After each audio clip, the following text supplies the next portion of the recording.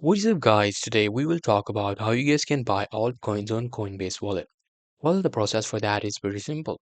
For that, what you have to do is you just have to open up your Coinbase wallet. Once you open it up, this is what you will see. Here you just have to click on this buy. And after clicking on buy, as you can see, you are seeing two options. Now, the first option is indicating that you can buy it directly from the Coinbase on ramp.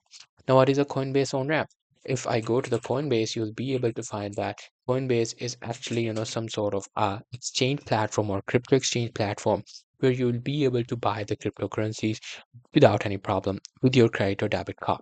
If you want to make a purchase of the fresh cryptocurrency, you can do this right here by clicking on the first link. If you click on the first link, what it will do is it will take you to your Coinbase where you have to log into your account.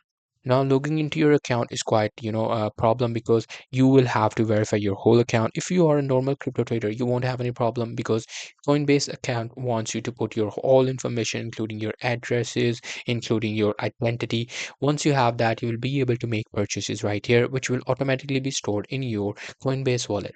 However, if you want to get it from any of your friend or from any other wallet, in that case, you have to select the other option, which is transfer from another wallet.